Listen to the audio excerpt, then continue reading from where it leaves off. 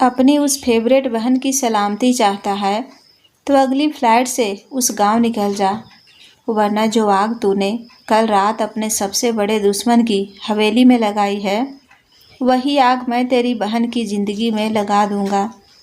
रुद्र ने अपने जबड़े इतने ज़ोर से भींचे कि दांतों के टूटने की आवाज़ कमरे में गूंज सकती थी।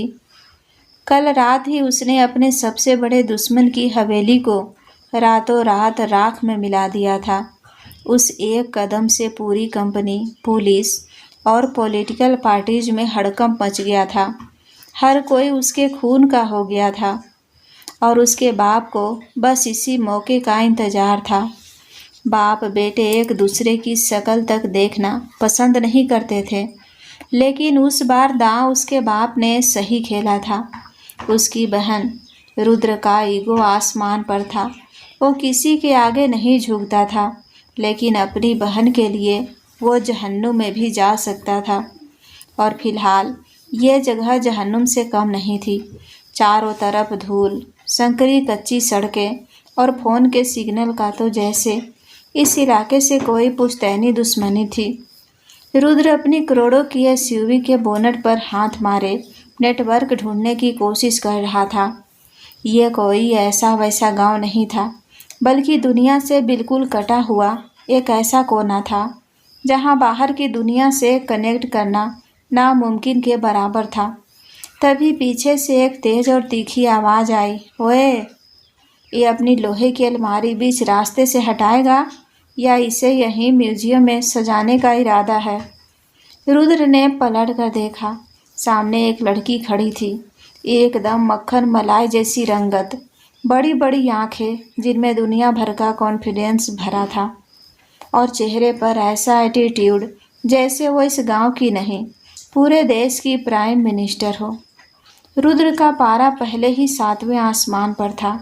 उसने ऊपर से नीचे तक उसे देखा और अपनी टिपिकल ठंडी और घमंडी आवाज़ में कहा, रास्ता बहुत चौड़ा है, साइड से निकल जा और आइंदा मुझसे बात करते वक्त अपनी इस बुलेट ट्रेन जैसी जुबान पर ब्रेक लगा कर रखना, वरना हमेशा के लिए पटरी से उतार दूंगा। तुम जैसी गंवार लड़कियों के मुंह लगना मेरी आदत नहीं है, गंवार। लड़की ने अपनी कमर पर हाथ रखा और एक कदम आगे बढ़ा दिया। उसकी आंखें गुस्से से चमक उठी। ओए hello mister fair and handsome, ये जो तूने अपनी आंखों पर शहर के घमंड का चश्मा चढ़ा रखा है ना, इसे अभी के अभी उतार कर बात कर। गंवार किसे बोला बे? अगर मैं गंवार हूँ तो तू क्या है, अकल का अंधा, जो अपनी इतनी बड़ी गाड़ी लेकर ऐसी पतली गली में घुस आया है जहाँ साइकिल भी हॉर्न मारकर मुश्किल निकलती है। रुद्र की आंखें सिकुड़ गई। आज तक किसी ने उससे इस टोन में बात नहीं की थी। लड़की नहीं रुकी। उसकी जुबान सच में किसी मशीन गन की तरह चल रही थी। और सुन मेरी बात, ये जो तेरा ईगो और एटीट्यूड है ना, इसे अपनी जेब में रख। ये गांव है, तेरा शहर का कोई 5 स्टार होटल नहीं जहां तू उंगली पर नचाएगा और लोग नाचेंगे। यहाँ नेटवर्क भले ही नहीं आता, लेकिन हम गांव वालों का नेटवर्क सीधा भगवान से जुड़ा होता है। एक आवाज़ लगाऊंगी ना तो तेरी इस चमचमाती गाड़ी के पुर्जे पुर्जे अलग करके गांव के बच्चे झूला झूलेंगे। समझ आया या दिमाग में भूसा भरा है? रुद्र उसे बस देखता रह गया। उसकी खूबसूरती जितनी कातिलाना थी, उसकी जुबान उससे 10 गुना ज़्यादा खतरनाक। रुद्र जैसे रूथलेस और खूंखार इंसान के सामने लोग नजरें उठाने से कांपते थे, और यह लड़की उसे बीच सड़क पर सरेआम बेइज्जत कर रही थी। तुम्हें अंदाजा भी है तुम किससे बात कर रही हो? रुद्र ने अपने कदम उसकी तरफ बढ़ाए। उसकी आवाज़ में वो खौफनाक शांति थी जो किसी बड़े तूफान से पहले आती है, लेकिन वो लड़की 1 इंच भी पीछे नहीं हटी। उसने अपनी ठुड्डी ऊपर की और सीधा रुद्र की आंखों में आंखें डालकर बोली, तू चाहे कोई भी हो, यहाँ के रास्तों के लिए तू सिर्फ एक बाहरी इंसान है जिसे गाड़ी चलानी नहीं आती। अब चुपचाप अपनी यह गाड़ी साइड कर, वरना मेरे पास और भी तरीके हैं रास्ता खाली करवाने के। रुद्र के होठों पर एक हल्की, बहुत ही खतरनाक सी मुस्कान आ गई। उसे दुश्मनी निभाने का बहुत शौक था, लेकिन ऐसी टक्कर उसे पहली बार मिली थी। ठीक है, रुद्र ने अपनी गाड़ी की चाबी उंगली में घुमाते हुए कहा, देखता हूँ तेरा ये गांव का घमंड कितने दिन टिकता है। जंगली बिल्ली, मेरा नाम तारा है। उसने पलट कर उसी तेवर के साथ जवाब दिया। और जंगली बिल्ली का शिकार करना तेरे बस की बात नहीं है मिस्टर। और वो अपने बाल झटकते हुए वहाँ से ऐसे निकल गई जैसे रुद्र कोई बहुत बड़ा डॉन नहीं, बल्कि सड़क किनारे खड़ा कोई आम इंसान हो। रुद्र उसे जाते हुए देखता रहा। नेटवर्क तो उसके फ़ोन में नहीं था, लेकिन इस लड़की ने उसके दिमाग के सारे सिग्नल जरूर हिला दिए थे। रुद्र की करोड़ों की एसयूवी अब किसी लग्जरी गाड़ी की तरह नहीं, बल्कि एक थके हुए बैल की तरह रेंग रही थी। वजह सड़क के बीचों बीच खड़ी भैंसों की एक लंबी कतार, जिन्हें हॉर्न की आवाज़ से रत्ती भर भी फर्क नहीं पड़ रहा था। रुद्र का हाथ स्टीयरिंग व्हील को इतनी जोर से जकड़े हुए था कि उसकी उंगलियों के पोर सफ़ेद पड़ गए थे। कल रात तक जो इंसान एक इशारे पर शहर की बत्तियां गुल करवा सकता था, वो आज एक भैंस को रास्ता से हटाने के लिए मजबूर नहीं कर पा रहा था। शहर का सबसे खूंखार माफिया, जिसे राजनेता भी खौफ खाते थे, आज इस गांव की धूल फांक रहा था। Damn it! रुद्र ने स्टीयरिंग पर जोर से मुक्का मारा। गाड़ी के एसी ने भी जैसे इस भयंकर गर्मी और धूल के आगे घुटने टेक दिए थे। उसके महंगे डिजाइनर शर्ट की कॉलर पसीने से भीग चुकी थी। फ़ोन की स्क्रीन अभी भी नो सर्विस दिखा रही थी। उसे लग रहा था जैसे वो किसी टाइम मशीन में बैठकर 100 साल पीछे आ गया है, जहाँ ना नेटवर्क है, ना ढंग की सड़क और ना ही लोगों में किसी का खौफ। करीब आधे घंटे के संघर्ष, धूल और भैंसों के गोबर की महक को बर्दाश्त करने के बाद उसकी गाड़ी आखिरकार उस पते पर पहुंची जो उसके पिता ने उसे दिया था। यह गांव के सरपंच का घर था। एक बहुत बड़ी पुरानी सी हवेली, जिसके बाहर एक बड़ा सा नीम का पेड़ था और एक ट्रैक्टर खड़ा था। हवेली देखने में मजबूत थी, लेकिन रुद्र के पेंट हाउस के आगे एक खंडहर जैसी ही लग रही थी। रुद्र ने गाड़ी का दरवाज़ा खोला और बाहर कदम रखा। उसके चमचमाते महंगे जूतों पर तुरंत गांव की लाल मिट्टी की एक परत चढ़ गई। उसने गहरी सांस ली, लेकिन ताज़ी हवा की जगह उसे गाय के गोबर और जलती हुई लकड़ियों की महक मिली। उसकी नाक सिकुड़ गई। आओ बेटा, हवेली के बड़े से लकड़ी के दरवाजे से एक अधेड़ उम्र के आदमी ने बाहर आते हुए कहा।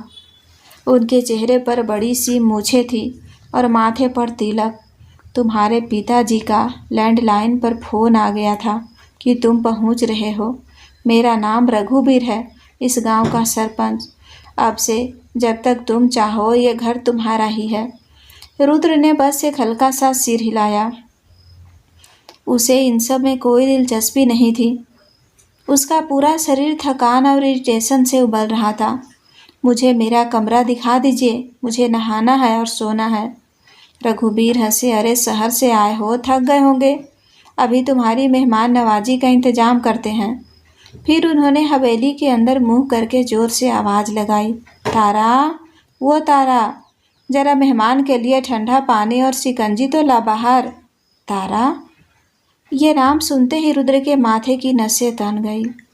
उसे उस बुलेट ट्रेन वाली लड़की की याद आ गई, जिसने कुछ ही देर पहले सड़क पर उसकी ईगो की धज्जियां उड़ाई थी। नहीं, ये कोई और होगी, उसने खुद को समझाया। गांव में आधे से ज़्यादा लड़कियों के नाम ऐसे ही होते हैं। लेकिन अगले ही पल हवेली के अंदर से जो लड़की हाथ में स्टील का गिलास और ट्रे लेकर निकली, उसे देखकर रुद्र के पैरों तले जमीन खिसक गई। वही मक्खन मलाई जैसी रंगत, वही बड़ी बड़ी बेखौफ आंखें और वही एटीट्यूड। उसने एक साधारण सा सूती सूट पहना था, लेकिन उसकी चाल में वही प्राइम मिनिस्टर वाली ठसक थी। तारा की नज़रें जैसे ही रुद्र पर पड़ी, उसके कदम वहीं रुक गए। उसके चेहरे के भाव एक सेकेंड के लिए बदले, फिर उसकी आंखों में एक तीखी सी चमक आ गई। तुम? तारा के मुंह से निकला, तुम एक दूसरे को जानते हो क्या? सरपंच रघुबीर ने हैरानी से पूछा। रुद्र कुछ बोलता उससे पहले ही तारा ने अपनी चिर परिचित मशीन गन वाली जुबान चालू कर दी। बापू, यह वही शहर का बिगड़ैल रईस ज़्यादा है जिसकी अकल उसके घुटनों में है। अभी रास्ते में अपनी इतनी बड़ी गाड़ी लेकर ऐसी जगह घुस आया था जहाँ से चींटी भी ना निकल पाए, और मुझे ही एटीट्यूड दिखा रहा था। तारा, जुबान पर लगाम रख। रघुबीर ने थोड़ा डांटते हुए कहा, मेहमान हैं हमारे, इनके पिताजी मेरे बहुत पुराने दोस्त हैं। रुद्र ने अपने होठों को एक टाइट लाइन में भींच लिया। उसकी आंखों में गुस्सा साफ झलक रहा था। मुझे नहीं पता था कि जिस घर में मुझे रुकना है वहाँ एक जंगली बिल्ली भी पाली गई है। तारा ने ट्रे को पास ही रखी, एक लकड़ी की मेज पर इतनी जोर से पटका कि पानी छलक कर बाहर गिर गया। जंगली बिल्ली होगी तेरी कोई शहर की गर्लफ्रेंड, मेरा नाम तारा है। और अगर तुझे मेरी शक्ल से इतनी ही दिक्कत है ना, तो वो सामने गेट है, अपनी ये लोहे की अलमारी उठा और निकल जा यहाँ से। हमारे गांव में वैसे भी ऐसे घमंडी लोगों की कोई ज़रूरत नहीं है। तारा, इस बार रघुबीर की आवाज़ सख्त थी। जाओ, जाकर इनका कमरा तैयार करो, ऊपर छत वाला कमरा दे दो इन्हें। तारा ने रुद्र को घूर कर देखा, फिर बड़बड़ाती हुई हवेली के अंदर चली गई। रुद्र को लग रहा था जैसे किसी ने उसे उबलते हुए तेल के कड़ाहे में फेंक दिया हो। एक तो ये गांव, ऊपर से ये लड़की, उसकी ज़िंदगी का सबसे बुरा सपना सच हो रहा था। कुछ देर बाद रुद्र अपना बैग लेकर ऊपर वाले कमरे में पहुंचा। कमरा बड़ा था, लेकिन उसमें सामान के नाम पर बस एक लकड़ी का बड़ा सा पलंग, एक पुरानी अलमारी और कोने में एक टेबल रखी थी। सबसे बुरी बात, कमरे में एसी नहीं था, बस छत पर एक पुराना सा पंखा लटक रहा था जो चल तो रहा था लेकिन हवा से ज़्यादा आवाज़ कर रहा था। तारा वहीं खड़ी पलंग पर चादर बिछा रही थी। रुद्र ने कमरे को देखा और उसका पारा फिर चढ़ गया। यहाँ एसी नहीं है? उसने अपनी टाई को खींचकर ढीला करते हुए पूछा। तारा ने चादर को झटकते हुए पलटा और एक व्यंग्यात्मक मुस्कान के साथ बोली, एसी? वो क्या होता है? हमारे यहाँ तो यही हवा हवाई है। उसने ऊपर खट खट करते पंखे की तरफ इशारा किया। अगर इससे काम नहीं चलता तो बाहर पेड़ के नीचे खटिया डाल दूँ, वहाँ नेचुरल एसी मिलेगा, साथ में मच्छर भी मुफ्त में गाना सुनाएंगे। रुद्र ने अपने गुस्से को कंट्रोल करने के लिए गहरी सांस ली। सुनो, मैं यहाँ तुमसे बहस करने नहीं आया हूँ, मुझे नहाना है। बाथरूम में हॉट वाटर मिलेगा? Hot water? तारा ने जैसे अपनी हंसी रोकी। हाँ हाँ, बिल्कुल मिलेगा। बाहर आंगन में हैंड पंप है, धूप की वजह से उसका पानी एकदम उबलता हुआ आता है, जाके नहा ले। और अगर अंदर वाले गुसल खाने में नहाना है तो वहाँ बाल्टी और मग्गा रखा है। गीजर विजर के सपने देखना छोड़ दे शहर के बाबू। रुद्र ने आंखें बंद कर ली। उसे अपने पिता पर इतना गुस्सा आ रहा था कि अगर वो सामने होते तो शायद वो कुछ कर बैठता। ठीक है, तुम जा सकती हो। जा तो मैं रही हूँ। तारा दरवाजे तक गई और फिर मुड़कर बोली, पर एक बात याद रखना मिस्टर ईगो, ये घर मेरे बापू का है, इसीलिए तुम यहाँ टिके हो। मुझसे उलझने की कोशिश मत करना, वरना ऐसा सबक सिखाऊंगी कि अपनी वो चमचमाती गाड़ी छोड़कर पैदल ही शहर भाग जाओगे। मेरा नाम रुद्र है, उसने धीमी लेकिन खतरनाक आवाज़ में कहा, और मैं भागने वालों में से नहीं हूँ। मैं वो हूँ जो लोगों को भागने पर मजबूर कर देता हूँ। तारा ने बस उसे ऊपर से नीचे तक देखा, एक की आवाज़ निकाली और दरवाज़ा धड़ाम से बंद करके चली गई। शाम होते होते रुद्र का इस गांव से बुरा हाल हो गया था। मच्छरों ने जैसे उसके साथ कोई जन्म जन्मांतर का बदला लेना शुरू कर दिया था। उसने नहाने की कोशिश की थी, लेकिन बाल्टी और मग्गे से नहाना उसके लिए किसी जंग लड़ने जैसा था। पानी भी अजीब सा लग रहा था, जैसे उसमें मिट्टी घुली हो। रात को खाने के वक्त जब वो नीचे आंगन में आया तो देखा कि खाने की कोई डाइनिंग टेबल नहीं थी। आंगन में ज़मीन पर चटाई बिछी थी और वहीं बैठकर खाना था। रुद्र चुपचाप जाकर एक कोने में बैठ गया। तारा उसके सामने थाली रखने आई। थाली में मोटी मोटी रोटियां, लाल मिर्च वाली चटनी और एक कटोरी में कोई अजीब सी सब्जी थी जिसमें तेल ऊपर तैर रहा था। रुद्र ने खाने को वैसे देखा जैसे वो कोई जहर हो। ये क्या है? खाना है? हमारे गांव का 5 स्टार डिनर। तारा ने थाली उसके सामने खिसकाते हुए कहा, तुम्हारे शहर वाले पिज़्ज़ा बर्गर नहीं है यहाँ। खाना है तो खाओ, वरना भूखे सो जाओ। रुद्र सच में बहुत भूखा था। सुबह से उसने कुछ ढंग का नहीं खाया था।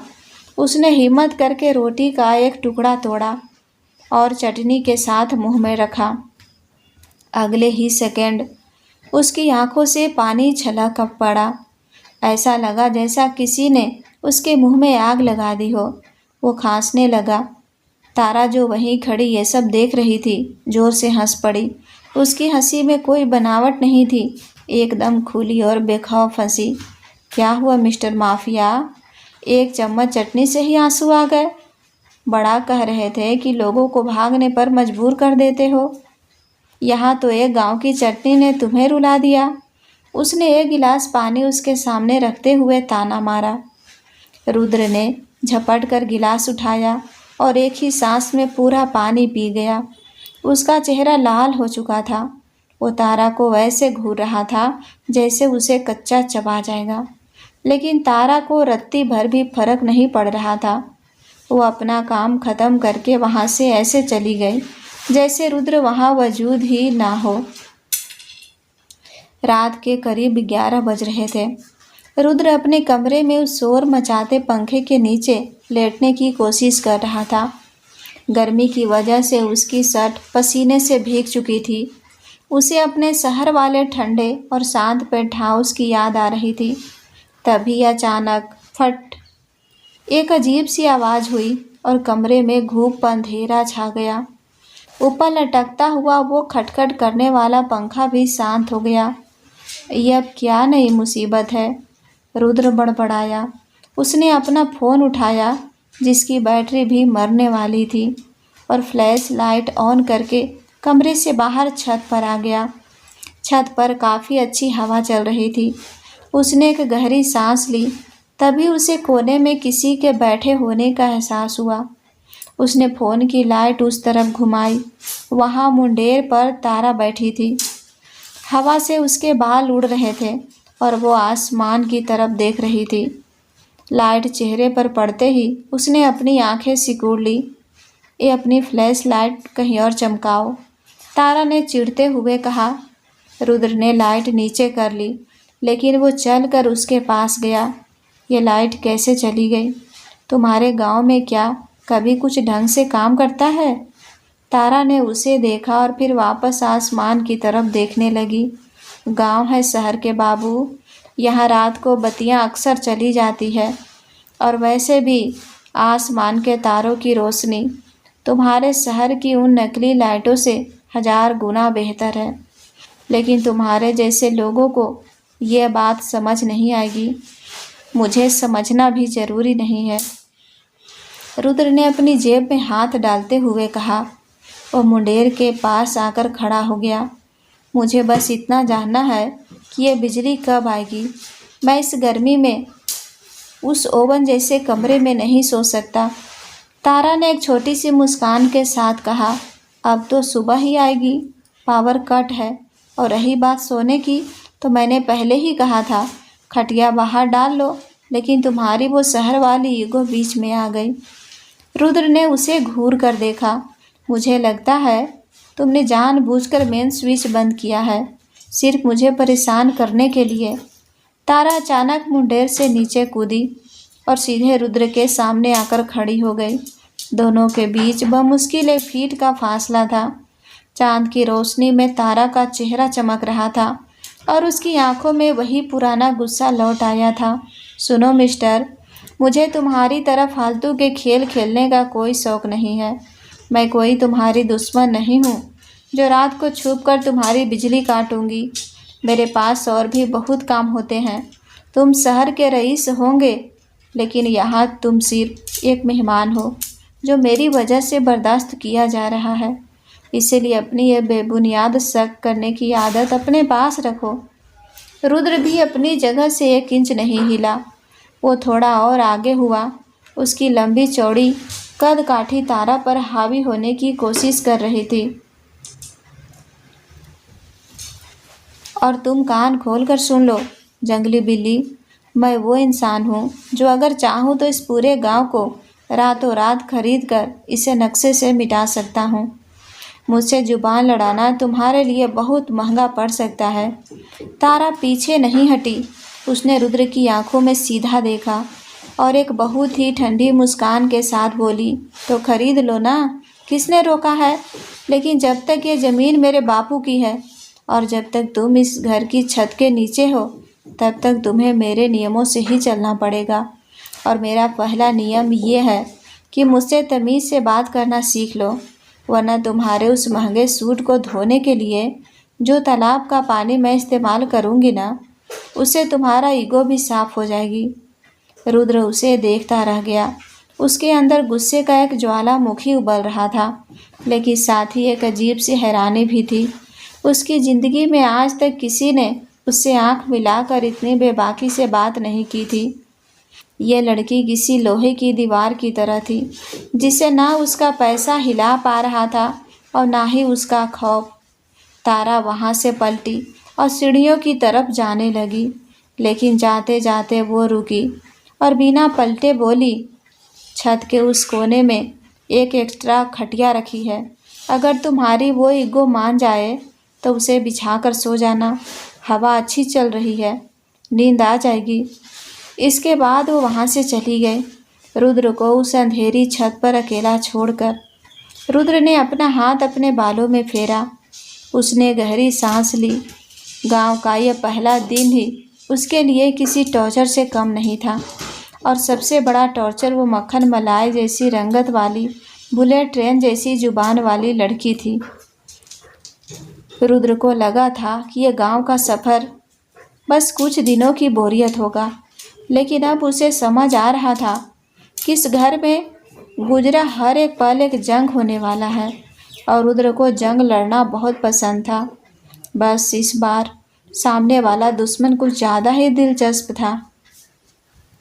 अगली सुबह रुद्र की नींद किसी अलार्म या मधुर संगीत से नहीं, बल्कि एक मुर्गे की कान फाड़ देने वाली आवाज़ और गायों के रंभाने की आवाज़ से खुली।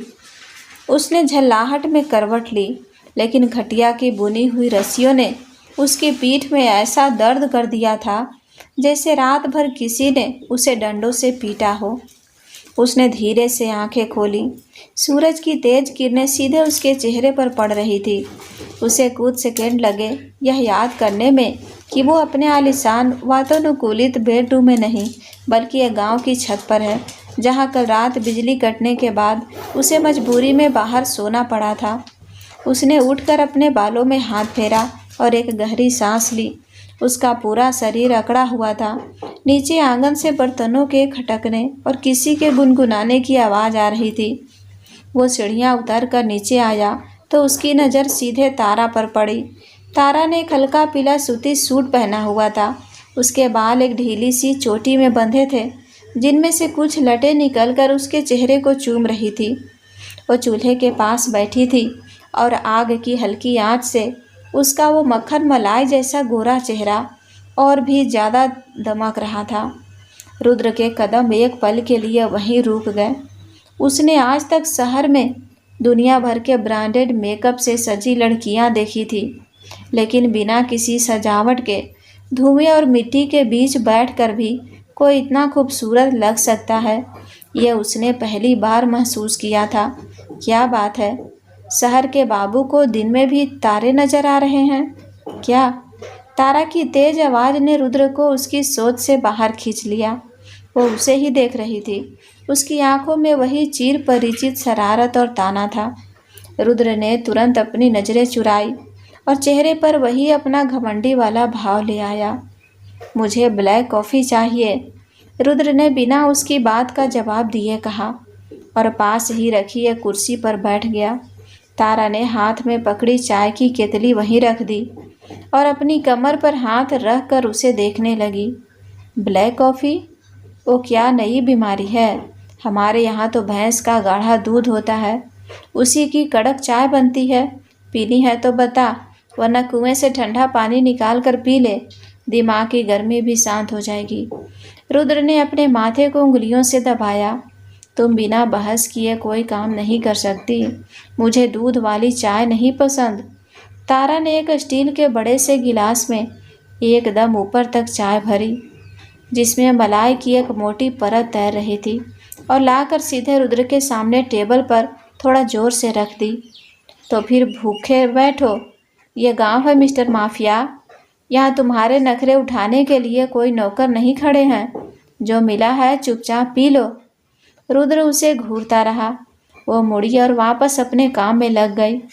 रुद्र का मन किया कि उस गिलास को उठाकर फेंक दे, लेकिन उसके सिर में बिना कैफीन के भयंकर दर्द हो रहा था। उसने चिढ़ते हुए गिलास उठाया और एक घूंट भरा। चाय हद से ज़्यादा गर्म थी, लेकिन उसका स्वाद वो अजीब सा मीठा और कड़क था। रुद्र को मानना पड़ा कि उसने ऐसी चाय कभी नहीं पी थी। वो चुपचाप उस मलाई वाली चाय को पीता रहा, जबकि उसकी नज़रें बार बार अनजाने में तारा की तरफ जा रही थी। वो कितनी फुर्ती से सारा काम कर रही थी। उसमें एक अजीब सी ऊर्जा थी जो रुद्र को अपनी तरफ खींच रही थी, भले ही वो इस बात को खुद से छुपाने की कोशिश कर रहा था। दोपहर होते होते रुद्र का फ्रस्ट्रेशन अपने चरम पर पहुंच गया। गर्मी बर्दाश्त के बाहर थी, और नहाने के लिए जब वो गुसल खाने गया तो पता चला कि बाल्टी खाली है। पानी कहाँ है? उसने बाहर आकर खींचते हुए आवाज़ लगाई। तारा जो आंगन में गेहूं साफ कर रही थी, उसने बिना नज़र उठाए कहा, हैंडपंप किस लिए लगा है बाहर? जाकर चलाओ और भर लो बाल्टी। बापू खेत पर गए हैं, इसीलिए मैं तुम्हारे लिए पानी भरने से रही। रुद्र का पारा हाई हो गया। मैं वो लोहे का डंडा चलाऊंगा? मुझे पता भी नहीं है कि उसे कैसे चलाते हैं। तारा ने एक गहरी सांस ली, गेहूं का सूप किनारे रखा और उठ खड़ी हुई। वो चलकर हैंडपंप के पास आई। शहर में जिम जाकर जो ये डोले सोले बनाए हैं, वो क्या सिर्फ दिखावे के लिए है? इधर आओ। रुद्र चिढ़ता हुआ पास गया। इस हत्थे को पकड़ो, तारा ने निर्देश दिया। रुद्र ने उसे पकड़ा और एक अजीब तरीके से ऊपर नीचे करने लगा। पानी की एक बूंद भी नहीं निकली। तारा ने अपना माथा पीट लिया। अरे ऐसे नहीं, तुम्हारे हाथों में तो जैसे जान ही नहीं है। वो पास आई और उसने अपना हाथ रुद्र के हाथ के ऊपर रख दिया। जैसे ही तारा के नरम हाथों ने रुद्र के सख्त हाथों को छुआ, रुद्र के शरीर में एक अजीब सी बिजली दौड़ गई। उसने झटके से तारा की तरफ देखा। वो बिल्कुल उसके करीब खड़ी थी। उसके बालों से किसी चमेली के तेल की भिनी भिनी सी खुशबू आ रही थी। इसको थोड़ा जोर से नीचे दबाते हैं, ऐसे, तारा ने कहा और रुद्र के हाथ के साथ हत्थे को नीचे किया।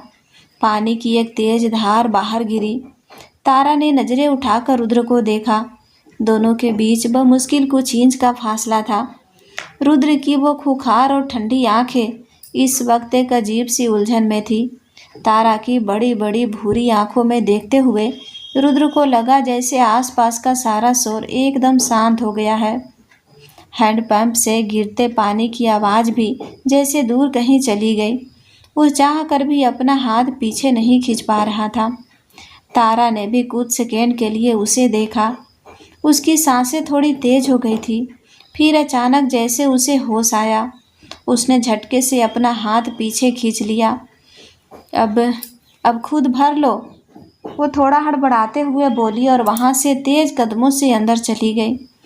रुद्र वहीं खड़ा रहा। उसने अपनी मुट्ठी बांधी और खोली। वहाँ अभी भी तारा के स्पर्श की गर्माहट महसूस हो रही थी। यह मुझे क्या हो रहा है? उसने खुद से बड़बड़ाते हुए कहा और गुस्से में हैंडपंप चलाने लगा। शाम का वक्त था। गांव में एक अजीब सी शांति छा गई थी। रुद्र अपनी धूल भरी एसयूवी के बोनट को खोलकर वो चेक करने की कोशिश कर रहा था। खराब रास्तों की वजह से गाड़ी के इंजन में कुछ दिक्कत आ गई थी। वो वैसे ही गांव के माहौल से चिढ़ा हुआ था और ऊपर से गाड़ी का नखरा। वो कुछ तारों को खींचने की कोशिश कर रहा था कि अचानक उसका हाथ एक नुकीले लोहे के हिस्से से रगड़ खा गया। आह डैम इट! रुद्र ने अपना हाथ झटक पीछे किया। उसके अंगूठे के पास एक गहरा कट लग गया था और खून तेजी से बहने लगा था। उसने अपनी शर्ट से उसे दबाने की कोशिश की, लेकिन खून रुक नहीं रहा था। तभी हवेली के दरवाजे से तारा बाहर आई। उसने रुद्र को अपने हाथ को पकड़े हुए और खून टपकते हुए देखा। वो बिना कुछ सोचे तुरंत उसके पास दौड़ी आई। क्या कर लिया ये? उसकी आवाज़ में इस बार कोई ताना नहीं, बल्कि एक सच्ची घबराहट थी। कुछ नहीं, बस एक कट है, मैं ठीक कर लूँगा। रुद्र ने अपनी ईगो दिखाते हुए हाथ पीछे करना चाहा। चुपचाप खड़े रहो, ज़्यादा हीरो बनने की ज़रूरत नहीं है, तारा ने सख्ती से कहा और उसका हाथ पकड़ लिया। उसने कट को देखा, खून काफ़ी बह रहा था। यहीं रुको, मैं अभी आती हूँ। वो दौड़कर अंदर गई और कुछ ही मिनटों में एक कटोरी में हल्दी, थोड़ा सा सरसों का तेल, एक साफ कपड़ा लेकर वापस आई। रुद्र गाड़ी के बोनट के सहारे खड़ा था। तारा उसके बिल्कुल सामने आकर खड़ी हो गई। हाथ आगे करो। रुद्र ने बिना कुछ कहे अपना हाथ आगे कर दिया। तारा ने बहुत ही हल्के हाथों से उसके घाव से खून को साफ किया। फिर उसने हल्दी और तेल का वो लेप उठाया। थोड़ा जलेगा, उसने रुद्र की आंखों में देखकर कहा, और फिर धीरे से वो लेप उसके घाव पर लगा दिया। रुद्र को जलन तो हुई, लेकिन उसका ध्यान उस दर्द पर था ही नहीं। उसका पूरा ध्यान तारा पर था। वो कितनी सावधानी से उसके घाव पर पट्टी बांध रही थी। उसकी जुबान भले ही कैंची की तरह चलती थी, लेकिन उसके हाथों में एक अजीब सा सुकून था। शाम की हल्की ढलती रोशनी में तारा का चेहरा एकदम शांत लग रहा था। हवा के एक झोंके से उसके बालों की एक लट उड़कर उसके गाल पर आ गई, जो उसे काम करने में परेशान कर रही थी। रुद्र ने बिना कुछ सोचे अनजाने में ही अपना दूसरा हाथ उठाया और बहुत ही कोमलता से उस लट को तारा के चेहरे से हटाकर उसके कान के पीछे कर दिया। तारा के हाथ अचानक रुक गए। उसने धीरे से नज़रें उठाई और सीधे रुद्र की आंखों में देखा। दोनों की नज़रें टकराई। इस बार कोई बहस नहीं थी, कोई ताना नहीं था, किसी की ईगो बीच में नहीं आ रही थी। बस एक गहरी खामोश कशिश थी, जो दोनों के बीच एक अनकहा सा पुल बना रही थी। रुद्र का हाथ अभी भी तारा के चेहरे के बहुत करीब था। वो उसके उस मासूम चेहरे को देखता रह गया। उसे एहसास ही नहीं हुआ कि कब वो उस जंगली बिल्ली के इस शांत और परवाह करने वाले रूप की तरफ खींचता चला जा रहा है। तारा की आंखें भी रुद्र के उस सख्त चेहरे पर आए, इस नरम भाव को पढ़ रही थी। उसे समझ नहीं आ रहा था कि वो इंसान जो सुबह तक उसे घमंडी और रूखा लग रहा था, उसकी आंखों में इस वक्त इतनी गहराई कैसे हो सकती है। कुछ पलों के लिए दोनों दुनिया को भूलकर बस एक दूसरे में खोए रहे। वो खामोशी इतनी भारी और इतनी खूबसूरत थी कि कोई भी उसे तोड़ना नहीं चाहता था। तभी दूर कहीं किसी कुत्ते के भौंकने की आवाज़ आई और दोनों का ध्यान टूटा। तारा ने झटके से अपना हाथ पीछे खींचा और नज़रें नीचे कर ली। पट्टी बंध गई है, वो हकलाते हुए बोली। उसका चेहरा हल्का लाल हो गया था। पानी में हाथ मत डालना, इतना कहकर वो बिना रुद्र की तरफ देखे तेजी से वहाँ से अंदर चली गई। रुद्र वहीं खड़ा अपने हाथ पर बंधी उस पट्टी को देखता रहा। उसके होठों पर एक बहुत ही हल्की, लगभग नाक के बराबर दिखने वाली मुस्कान आ गई। गांव की ये धूल, ये गर्मी, ये मुसीबतें शायद उतनी भी बुरी नहीं थी जितनी वो सोच रहा था। कम से कम उस बुलेट ट्रेन जैसी जुबान वाली लड़की के दिल में उसके लिए थोड़ी सी जगह तो बन ही रही थी। और रुद्र पांडे को वो हासिल करना बहुत अच्छे से आता था, जिस पर उसकी नज़र एक बार टिक जाए। अगली सुबह रुद्र की नींद खुली तो अजीब सी बात यह थी कि आज उसे उस गांव के शोर से चिढ़ नहीं हो रही थी, बल्कि कल शाम का वो पल उसके दिमाग में किसी फिल्म के सीन की तरह बार बार घूम रहा था। तारा का वो फिक्र भरा चेहरा, उसके नर्म हाथों का स्पर्श और वो खामोश नज़रें। रुद्र जैसे रूथलेस इंसान के लिए ये सब बहुत नया था। उसने हमेशा चीज़ों और लोगों पर हुक्म चलाया था, लेकिन ये लड़की, ये उसकी रातों की नींद उड़ा रही थी। रुद्र तैयार होकर नीचे आंगन में आया तो हवेली के बाहर नीम के पेड़ के नीचे से कुछ आवाज़ें आ रही थी। उसने बाहर जाकर देखा तो एक अलग ही नज़ारा था। तारा एक छोटी सी चारपाई पर बैठी थी और उसके सामने ज़मीन पर बोरी बिछाकर गांव के करीब 10-12 बच्चे बैठे थे। तारा के हाथ में एक छड़ी थी और वो बोर्ड पर बच्चों को गणित पढ़ा रही थी। अरे गधो, 8 को 4 से गुना करोगे तो 32 आएगा ना? ये 24 किसने लिखा है? तारा ने हल्का सा डांटते हुए कहा, लेकिन उसकी आवाज़ में वो बुलेट ट्रेन वाली कड़वाहट नहीं, बल्कि एक टीचर वाला प्यार था। रुद्र वहीं खंबे के सहारे खड़ा होकर उसे देखने लगा। तारा ने आज एक हल्का गुलाबी रंग का सूट पहना था। पढ़ाते हुए उसके चेहरे के भाव बार बार बदल रहे थे, जो रुद्र को और भी ज़्यादा अट्रैक्ट कर रहे थे। रुद्र का मन अब किसी काम में नहीं लग रहा था। उसकी नज़रें बस तारा पर टिकी थी। तभी एक बच्चा अंग्रेजी का एक वाक्य पढ़ने में अटक गया। तारा उसे समझा रही थी, लेकिन बच्चे को समझ नहीं आ रहा था। रुद्र को लगा कि यही सही मौका है। वो अपनी जेब में हाथ डाले बहुत ही रिलैक्स अंदाज में चलते हुए उनके पास गया। इसे ऐसे नहीं, ऐसे पढ़ाते हैं, रुद्र ने बहुत ही शांत और हल्की आवाज़ में कहा, और तारा के हाथ से किताब ले ली। अचानक इस लंबे चौड़े खुखार से दिखने वाले शहर के बाबू को अपने बीच देखकर बच्चे थोड़ा सहम गए। तारा भी एकदम से शौक रह गई। उसकी आंखें बड़ी हो गई। उसने सपने में भी नहीं सोचा था कि अपनी ईगो को ताज की तरह सिर पर पहनकर घूमने वाला यह मिस्टर माफिया कभी ज़मीन पर बैठे गांव के बच्चों के बीच आकर इस तरह बात करेगा। रुद्र ने एक बच्चे के पास बैठकर बहुत ही आसान और मज़ेदार तरीके से उसे वो लाइन समझाई। उसका तरीका इतना अच्छा था कि बच्चा तुरंत समझ गया और मुस्कुराने लगा। बाकी बच्चे भी अब रुद्र से सवाल पूछने लगे। रुद्र ने अगले आधे घंटे तक उन बच्चों को पढ़ाया। तारा बस खामोशी से उसे देखे जा रही थी। पहले उसका शौक में होना, फिर रुद्र के इस नए और नरम रूप को देखकर उसके होठों पर एक बहुत ही प्यारी सच्ची सी मुस्कान आ जाना। वो खुशी उसके चेहरे पर साफ झलक रही थी। उसे यकीन नहीं हो रहा था कि इस घमंडी इंसान के अंदर कहीं न कहीं एक बहुत अच्छा दिल भी छुपा है। जैसे ही क्लास खत्म हुई और बच्चे वहाँ से भागे, रुद्र ने मुड़कर तारा को देखा। तारा की वो स्माइल देखकर रुद्र के दिल की धड़कन जैसे एक सेकेंड के लिए रुक गई। तो मिस्टर माफिया को पढ़ाना भी आता है? तारा ने अपनी मुस्कान छुपाते हुए हल्का सा ताना मारा। रुद्र थोड़ा करीब आया।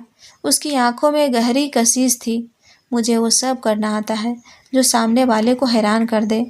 वैसे तुम्हारी स्माइल अच्छी है, इसे हमेशा वो गुस्से वाले ताले में बंद करके मत रखा करो। तारा का चेहरा हल्का लाल हो गया। वो कुछ बोलने ही वाली थी कि तभी हवेली के बाहर एक सफ़ेद रंग की एसयूवी आकर रुकी। गाड़ी रुकते ही तारा के चेहरे के भाव पलक झपकते ही बदल गए। उसकी वो प्यारी सी मुस्कान कहीं गायब हो गई और उसकी जगह एक अजीब सी चिढ़ और गुस्से ने ले ली। गाड़ी का दरवाज़ा खुला और उसमें से एक सूट बूट पहने हुए लड़का बाहर निकला। वो देखने में ठीक ठाक था, लेकिन उसके चेहरे पर एक अजीब सी बनावटी स्माइल थी। तारा जी, कैसी हैं आप? उस लड़के ने गाड़ी का दरवाज़ा बंद करते हुए कहा। तारा ने गहरी सांस ली और अपने गुस्से को दबाते हुए बोली, मैं ठीक हूँ विक्रम, तुम यहाँ कैसे? आज तो कोई ख़ास दिन नहीं है जो सूरज पश्चिम से निकल आया। विक्रम वंसल, यह वही लड़का था जिसे तारा के पिता रघुवीर ने उसके लिए चुना था। विक्रम थोड़ा आगे आया और तारा के तंज को पूरी तरह से इग्नोर करते हुए मुस्कुरा कर बोला, खास दिन तो अब हर दिन है तारा। आखिर हमारी शादी में अब महीने भर का ही तो वक्त बचा है। मैं तो बस उस तरफ से गुजर रहा था, सोचा अपनी होने वाली बीवी से मिलता चलूं। यह शब्द शादी और होने वाली बीवी रुद्र के कानों में किसी पिघले हुए शीशे की तरह गिरे। रुद्र की आंखों की वो नरमी जो कुछ सेकंड पहले तक तारा के लिए थी, अचानक किसी खौफनाक तूफान में बदल गई। उसने अपना जबड़ा इतनी जोर से भींचा कि उसकी नसें तन गई। उसका पूरा शरीर गुस्से से अकड़ गया। तभी अंदर से सरपंच रघुबीर बाहर आए। अरे विक्रम बेटा, तुम कब आए? आओ अंदर आओ। बस अभी आया बापूजी, विक्रम ने रघुबीर के पैर छूते हुए कहा। फिर उसकी नज़र रुद्र पर पड़ी जो वहीं खड़ा था और जिसकी आंखें विक्रम को वैसे घूर रही थी जैसे वो उसे जिंदा ही जला देना चाहता हो। ये कौन है? विक्रम ने पूछा। अरे ये रुद्र है, शहर से आए हैं, मेरे बहुत पुराने दोस्त के बेटे हैं, कुछ दिन यहीं रहेंगे, रघुबीर ने हंसते हुए कहा। फिर उन्होंने रुद्र की तरफ देखकर बताया, रुद्र बेटा, यह विक्रम वंसल है, तारा के मंगेतर। अगले महीने ही इन दोनों की सगाई और शादी है। बहुत अच्छा लड़का है। मंगेतर? रुद्र का दिमाग सून हो गया। तारा ने अपनी नज़रें चुरा ली। उसे विक्रम का यहाँ आना बिल्कुल पसंद नहीं आ रहा था, लेकिन अपने पिता की इज्जत और परिवार के दबाव की वजह से वो चुप थी। विक्रम ने आगे बढ़कर तारा के कंधे पर हाथ रखने की कोशिश की। चलिए तारा जी, अंदर चलते हैं। तारा ने बहुत ही चालाकी से खुद को थोड़ा साइड कर लिया, जिससे विक्रम का हाथ हवा में रह गया। तुम चलो, मुझे ये बोरी और चौक समेटने हैं, तारा ने रुखेपन से कहा। विक्रम ने इस बेइज्जती को भी अपनी बनावटी हंसी के पीछे छुपा लिया। अरे कोई बात नहीं, मैं मदद कर देता हूँ। वो हर उस चीज़ को कवर कर रहा था जो तारा उसे नीचा दिखाने के लिए कर रही थी। वो दुनिया के सामने एक परफेक्ट मंगेतर होने का नाटक बहुत अच्छे से कर रहा था, लेकिन रुद्र की आंखों से खून उतर आया था। वो जो शहर का सबसे खतरनाक इंसान था, जिसके नाम से लोग कांपते थे, आज उसे किसी और लड़के का तारा के इतने करीब जाना बिल्कुल बर्दाश्त नहीं हो रहा था। उसके अंदर एक अजीब सी जलन, एक ऐसा पजेसिव फील हो रहा था जो उसने ज़िंदगी में कभी महसूस नहीं किया था। सगाई हो गई है। रुद्र की आवाज़ इतनी ठंडी और गहरी थी कि वहाँ खड़ी हवा भी जैसे जम गई। विक्रम ने मुड़कर रुद्र को देखा। हाँ भाई, बस अब तो शादी की तैयारियाँ चल रही है। रुद्र ने तारा की तरफ देखा जो अपना सिर झुकाए हुए किताबें समेट रही थी। रुद्र को देखते ही समझ आ गया था कि तारा इस विक्रम नाम के लड़के को बिल्कुल पसंद नहीं करती। उसके हर एक्शन, हर तंज में इस शादी के लिए उसकी नफरत साफ दिख रही थी। इंटरेस्टिंग। रुद्र के होठों पर एक बहुत ही डार्क और खतरनाक मुस्कान आ गई। तारा ने झटके से नजरें उठाकर रुद्र को देखा। वो उस मुस्कान का मतलब जानती थी। ये वो रुद्र नहीं था जो अभी कुछ देर पहले बच्चों को पढ़ा रहा था। यह वो खुखार माफिया था जिसे किसी की चीज़ पर जब दिल आ जाए तो वह उसे छीनने से पहले किसी का अंजाम नहीं सोचता। रुद्र की आंखों में उबलता हुआ गुस्सा और चेहरे पर वो खौफनाक शांति देखकर वहाँ का माहौल एकदम से भारी हो गया था। विक्रम बंसल, जो अपने महंगे सूट में एकदम परफेक्ट मंगेतर दिखने की कोशिश कर रहा था, रुद्र की उस घूरती हुई नज़र के सामने अचानक थोड़ा असहज हो गया। शादी कब है? रुद्र की आवाज़ एकदम सपाट थी, लेकिन उसमें एक ऐसी धार थी जो सामने वाले को अंदर तक चीर दे। उसने मुड़कर अंदर जाने का अपना इरादा बदल दिया था और अब वो वहीं खड़ा विक्रम को वैसे देख रहा था जैसे किसी शिकार को देख रहा हो। जी। अगले महीने की 10 तारीख को विक्रम ने अपनी घबराहट छुपाते हुए एक बनावटी मुस्कान के साथ कहा, आप भी ज़रूर आइएगा। रुद्र के होठों के किनारे हल्के से ऊपर उठे। वो एक ऐसी मुस्कान थी जो किसी भी इंसान के रोंगटे खड़े कर सकती थी। मैं आऊँगा, ज़रूर आऊँगा, और यकीन मानो वो शादी कोई भूल नहीं पाएगा। तारा ने झटके से रुद्र की तरफ देखा। उसे रुद्र की बातों में छिपी वो चेतावनी साफ सुनाई दे रही थी। इससे पहले कि बात और बिगड़ती, सरपंच रघुबीर ने हंसते हुए माहौल को हल्का करने की कोशिश की। अरे बातें तो होती रहेंगी, तुम लोग तो दरवाजे पर ही खड़े हो गए। चलो विक्रम, अंदर चलो। तारा, जा बेटी, मेहमानों के लिए खाना लगा। बातों का क्या है, फिलहाल खाना खाइए आप लोग। तारा ने गहरी सांस ली और बिना किसी की तरफ देखे तेजी से हवेली के अंदर चली गई। रुद्र भी अपनी जेबों में हाथ डाले विक्रम को एक आखिरी ठंडी नज़र देकर अंदर चला गया। दोपहर के खाने का समय था और हवेली के बड़े से आंगन में चटाई बिछी थी। गांव में मेहमानों को जमीन पर ही बैठाकर खाना खिलाने का रिवाज था। विक्रम को अपने महंगे डिजाइनर कपड़ों को गंदा होने का डर था, लेकिन वो सरपंच के सामने कुछ बोल नहीं सकता था, इसीलिए बड़ी मुश्किल से पैर मोड़कर बैठ गया। रुद्र ठीक उसके सामने बैठा था। उसका ध्यान खाने पर कम और विक्रम पर ज़्यादा था। तारा खाना परोसने आई। थाली में बाजरे की रोटी, देसी घी और कटहल की सब्जी थी। विक्रम ने जैसे ही थाली देखी उसका मुंह अजीब सा बन गया। तारा जी, मुझे घी थोड़ा कम ही दीजिएगा, मैं अपनी डाइट को लेकर बहुत स्ट्रिक्ट रहता हूँ। विक्रम ने अपनी छाती चौड़ी करते हुए कहा, जैसे वो कोई बहुत बड़ा फिटनेस मॉडल हो। और ये ज़मीन पर बैठकर खाना मतलब थोड़ा अनहाइजेनिक नहीं लगता आपको? रुद्र ने अपनी रोटी का टुकड़ा तोड़ा और बिना विक्रम की तरफ देखे बहुत ही शांत आवाज़ में कहा, जिनकी जड़ें ज़मीन से नहीं जुड़ी होती उन्हें अक्सर ज़मीन में कीड़े ही नज़र आते हैं। वैसे भी जो इंसान अपनी होने वाली बीवी के हाथ के खाने में नुक्स निकाल रहा हो, उसे डाइट की नहीं अकल की ज़रूरत है। तारा जो विक्रम की बात से चिढ़ चुकी थी, रुद्र का जवाब सुनकर अपनी मुस्कान को दबाने के लिए होठ भींचने लगी। विक्रम का चेहरा लाल हो गया, लेकिन वो कुछ बोल नहीं पाया। उसने गुस्से में सब्जी का एक बड़ा सा निवाला मुंह में रख लिया। अगले ही सेकंड उसकी आंखें बाहर आ गई।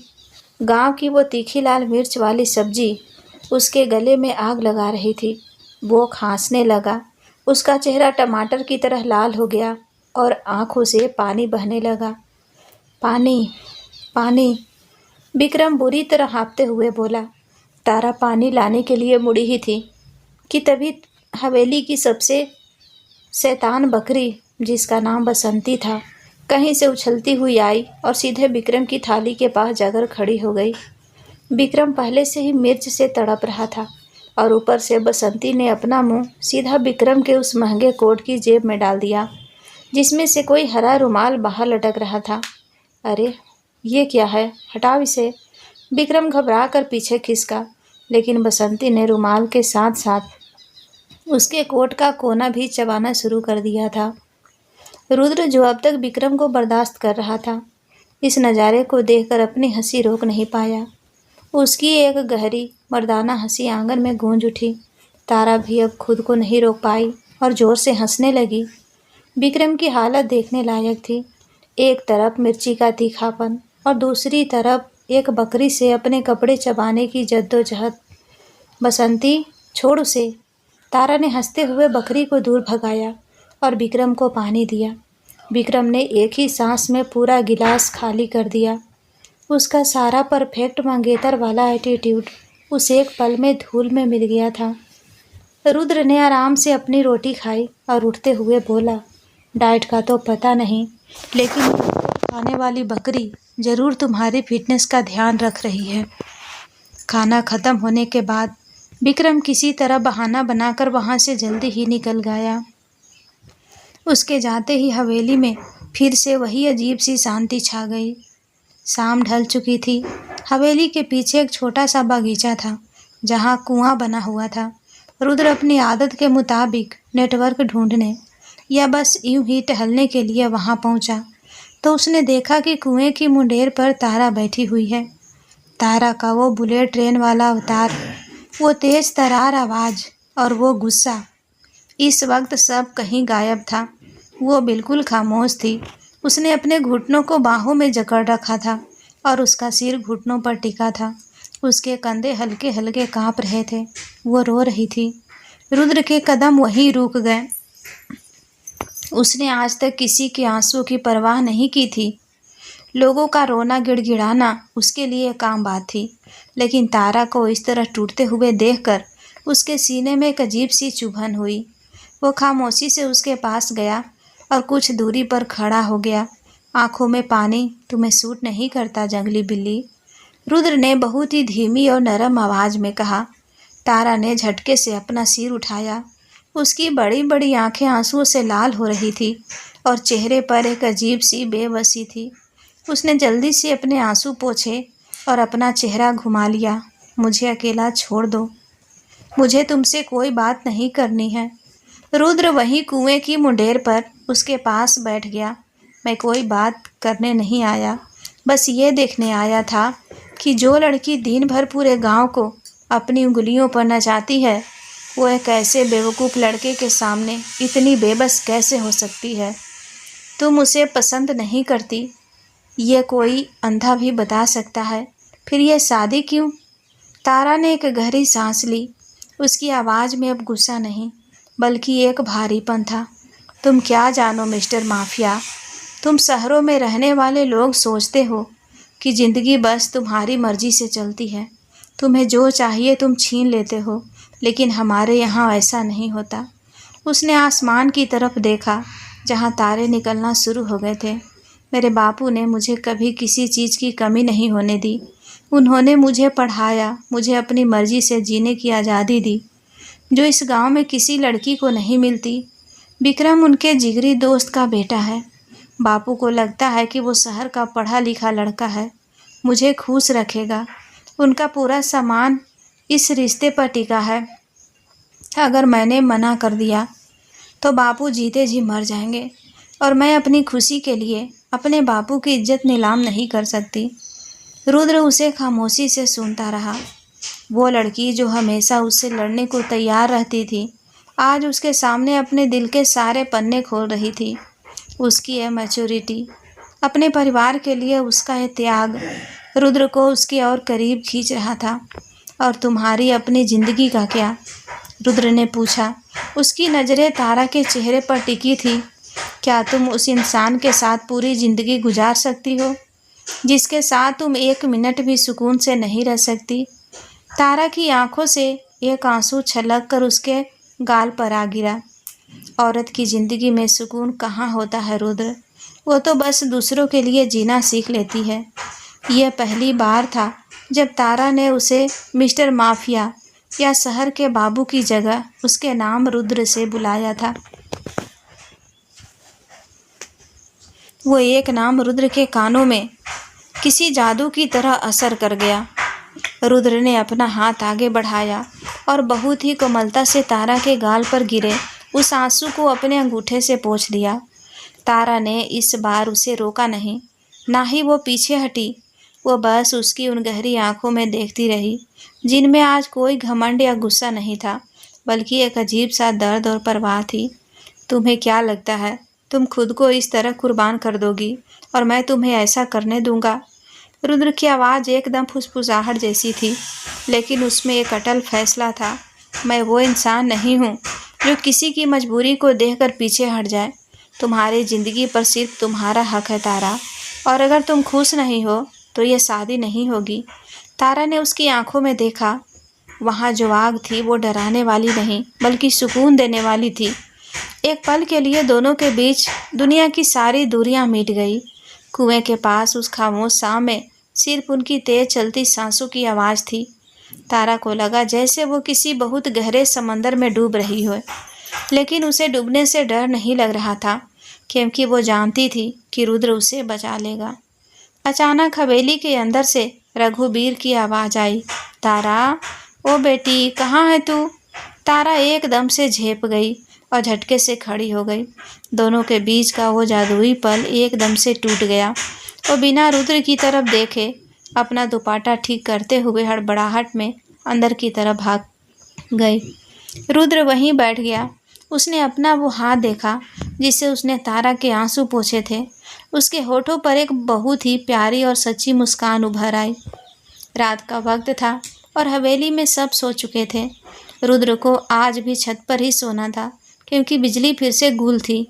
वो छत पर गया तो देखा कि तारा वहाँ पहले से ही मौजूद है। वो कपड़े सुखा रही थी। रुद्र को देखते ही तारा थोड़ी असहज हो गई। शाम वाली घटना के बाद वो उससे नज़रें नहीं मिला पा रही थी।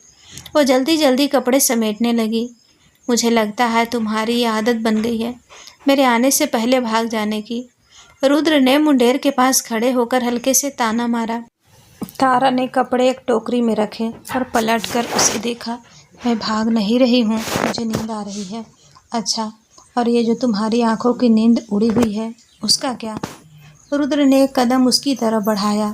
तारा थोड़ा पीछे हटी। तुम बहुत ज़्यादा सोचते हो। वो मुड़ कर जाने लगी, लेकिन तभी उसका पैर एक पानी की बाल्टी से टकराया और वो बुरी तरह लड़खड़ा गई। इससे पहले कि वो ज़मीन पर गिरती, रुद्र ने फुर्ती से आगे बढ़कर उसकी कमर को अपनी मजबूत बाहों में जकड़ लिया। तारा के हाथ खुद ब खुद रुद्र के कंधों पर चले गए। दोनों के बीच की दूरी बिल्कुल ख़त्म हो गई थी। तारा के दिल की धड़कन इतनी तेज़ थी कि रुद्र उसे अपने सीने में महसूस कर सकता था। चांद की रोशनी में दोनों एक दूसरे की आंखों में खो गए। वो एक बहुत ही अजीब, थोड़ा ऑकवर्ड लेकिन बेहद खूबसूरत पल था। तारा की वो हमेशा चलती रहने वाली जुबान इस वक्त बिल्कुल खामोश थी और रुद्र की बाहों के घेरे में एक अजीब सा सुकून महसूस कर रही थी, जो उसने अपनी पूरी ज़िंदगी में महसूस नहीं किया था। अब भी कहोगी कि तुम भाग नहीं रही थी? रुद्र ने अपनी आवाज़ में एक हल्की सी शरारत के साथ फुसफुसाते हुए पूछा। तारा का चेहरा लाल हो गया। उसने धीरे से खुद को रुद्र की बाहों से अलग किया। वो कुछ बोलना चाहती थी, लेकिन उसके मुंह से कोई शब्द नहीं निकला। वो बस अपनी टोकरी उठाकर तेजी से सीढ़ियों की तरफ भाग गई। रुद्र उसे जाते हुए देखता रहा। उसे पता था कि तारा के दिल में भी वही तूफान उठ रहा है जो उसके दिल में है। विक्रम चाहे जितनी भी कोशिश कर ले, ये शादी अब सिर्फ एक मजाक थी, क्योंकि शहर का सबसे बड़ा माफिया अब किसी हवेली या कंपनी पर नहीं, बल्कि इस गांव की एक साधारण सी लेकिन सबसे खास लड़की के दिल पर कब्जा कर चुका था। और रुद्र की डिक्शनरी में हारना नाम का कोई शब्द नहीं था। अगली सुबह हवेली का माहौल बिल्कुल बदला हुआ था। आज कोई शांति नहीं थी, बल्कि सुबह से ही ढोलक की थाप और औरतों के गाए जाने वाले लोकगीतों ने पूरे घर को सिर पर उठा रखा था। तारा और विक्रम बंसल की शादी की शॉपिंग का दिन जो था, रुद्र ऊपर बालकनी में खड़ा नीचे आंगन का नज़ारा देख रहा था। उसके हाथ में चाय का कप था, जिसे वो इतनी ज़ोर से पकड़े हुए था कि उसकी उंगलियों के पोर सफ़ेद पड़ गए थे। नीचे तारा घिरी हुई थी। गांव की औरतें उसे शादी के ताने मार मार कर चिढ़ा रही थी और तारा के चेहरे पर एक ऐसी ज़बरदस्ती की मुस्कान थी जो रुद्र को अंदर तक चुभ रही थी। वो जानता था कि ये लड़की अंदर से घूट रही है, लेकिन अपने पिता की इज्जत के लिए उसने अपने होठों को सील दिया है। तभी हवेली के बाहर विक्रम बंसल की गाड़ी आकर रुकी। आज वो कुछ ज़्यादा ही सज धज कर आया था। आंखों पर काला चश्मा, बालों में ढेर सारा जेल और चेहरे पर वही घमंडी बनावटी मुस्कान। बापूजी, राम राम। विक्रम ने अंदर आते ही सरपंच रघुवीर के पैर छुए। तारा जी तैयार हैं? आज तो शहर जाकर शादी के कपड़े और गहने लेने हैं। रुद्र से अब ऊपर और बर्दाश्त नहीं हुआ। वो भारी और ठंडे कदमों से सीढ़ियाँ उतर कर नीचे आया। उसकी नज़र सीधे विक्रम पर गई, जो तारा के बिल्कुल पास खड़ा होने की कोशिश कर रहा था। रुद्र की आंखों में वो खुखार गुस्सा था जो किसी भी पल ज्वालामुखी की तरह फट सकता था। तारा ने आज एक गहरा नीला सूट पहना था। वो बिना किसी मेकअप के भी इतनी खूबसूरत लग रही थी कि रुद्र की नज़रें एक पल के लिए उस पर ठहर गई। लेकिन जैसे ही विक्रम ने अपना हाथ बढ़ाकर तारा को कार की चाबी दिखानी चाही, रुद्र बीच में आ गया। तुम्हारी गाड़ी का पीछे वाला टायर पंचर है बंसल। रुद्र ने अपनी जेब में हाथ डालते हुए बिल्कुल सपाट आवाज़ में कहा। विक्रम ने चौंक कर बाहर देखा। सच में उसकी गाड़ी का टायर पूरी तरह से हवा निकाल चुका था। जाहिर है यह रुद्र के ही किसी खास तरीके का नतीजा है, जो सुबह उठते ही उसने निपटा दिया था। अरे यार, ये कैसे हो गया? अब हम शहर कैसे जाएंगे? विक्रम झुंझलाते हुए बोला। ड्राइवर भी आज छुट्टी पर है। रुद्र ने अपनी एसयूवी की चाबी हवा में उछाली और उसे कैच करते हुए खतरनाक मुस्कान के साथ कहा, कोई बात नहीं, मैं अपनी गाड़ी निकाल लेता हूँ। वैसे भी मुझे शहर में कुछ काम था, तुम दोनों को मार्केट छोड़ दूंगा। तारा ने झटके से रुद्र को देखा। वो जानती थी कि ये इंसान क्या खेल खेल रहा है। उसकी आंखों में साफ लिखा था कि वो विक्रम को एक पल के लिए भी बर्दाश्त नहीं कर पा रहा है। लेकिन सरपंच रघुवीर खुश हो गए। अरे वाह रुद्र बेटा, ये तो बहुत अच्छा रहेगा। तारा, जाकर गाड़ी में बैठ। सफ़र शुरू हुआ। रुद्र ड्राइविंग सीट पर था, विक्रम आगे वाली सीट पर बैठा था और तारा पीछे। पूरे रास्ते गाड़ी में एक अजीब सा सन्नाटा और भारीपन था। विक्रम बार बार पीछे मुड़कर तारा से बातें करने की कोशिश कर रहा था। तारा जी, मैंने आपके लिए एक बहुत ही शानदार लाल रंग का लहंगा सोच कर रखा है, एकदम भारी काम वाला, आप पर क्या खूब जचेगा। विक्रम अपनी पसंद की तारीफ करते हुए बोला। रुद्र ने रियर व्यू मिरर पीछे देखने वाले शीशे से तारा की आंखों में देखा। तारा को भारी और भड़कीले कपड़े बिल्कुल पसंद नहीं थे। उसने अपनी नज़रें चुरा ली। लाल रंग हर किसी पर नहीं जचता बंसल। रुद्र ने गाड़ी का गियर बदलते हुए एक ठंडा सा ताना मारा, खासकर तब जब कपड़े पहनने वाले की मर्जी ना हो। जबरदस्ती के रंग अक्सर फीके पड़ जाते हैं। विक्रम को बात समझ नहीं आई। उसने अजीब सा मुंह बनाया। अरे आपको क्या पता भाई साहब, हमारी तारा जी पर तो हर रंग अच्छा लगेगा, आखिर पसंद किसकी है। रुद्र का पैर एक्सीलेटर पर इतनी जोर से पड़ा कि गाड़ी झटके से आगे भागी। विक्रम डर कर अपनी सीट से चिपक गया। आराम से भाई, जान से मारोगे क्या। सड़क पर गड्ढे थे। रुद्र ने बिना पलक झपकाए झूठ बोला, जबकि सड़क एकदम साफ थी। तारा पीछे बैठी अपनी हंसी रोकने के लिए होठ भींच रही थी। रुद्र की यह जलन और गुस्सा उसे अजीब सी खुशी दे रहा था। शहर के सबसे बड़े और महंगे शोरूम में पहुंचने के बाद विक्रम ने अपनी खराब पसंद को ऐसा प्रदर्शन किया कि रुद्र का दिमाग सच में भड़क गया।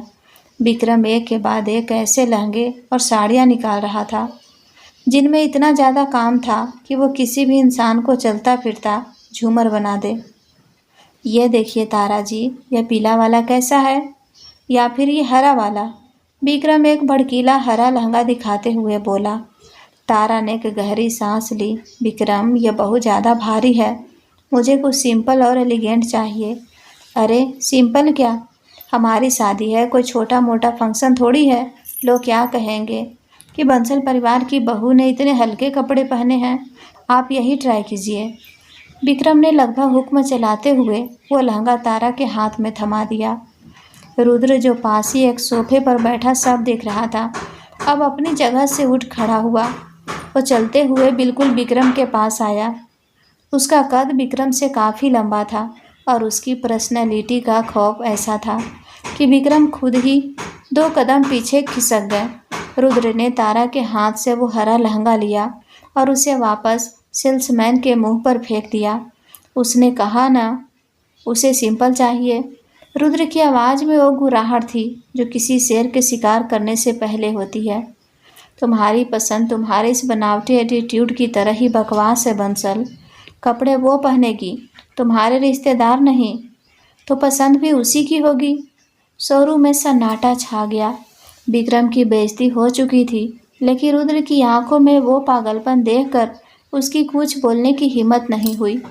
रुद्र मुड़ा और खुद रैक की तरफ गया। उसने कुछ मिनट कपड़ों को देखा और फिर एक बहुत ही शानदार गहरे मरून रंग का लहंगा निकाला।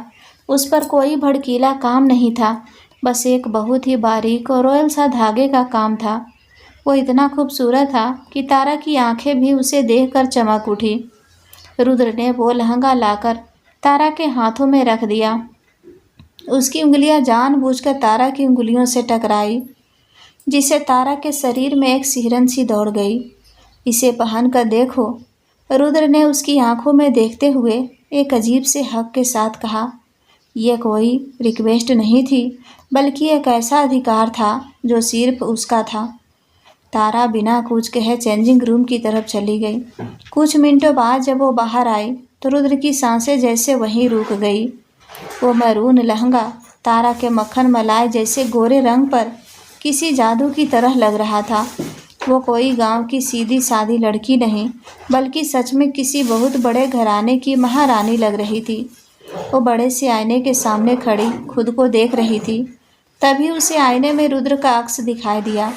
रुद्र धीरे धीरे चलते हुए उसके बिल्कुल पीछे आकर खड़ा हो गया। दोनों के बीच बमुश्किल कुछ इंच का फासला था। विक्रम कहीं दूर फोन पर बात करने में लगा हुआ था। रुद्र की नज़रें आईने के जरिए तारा की आंखों से टकरा रही थी। उसका एक हाथ धीरे से उठा और उसने तारा के खुले बालों को हटाकर उसके कंधे के पीछे कर दिया।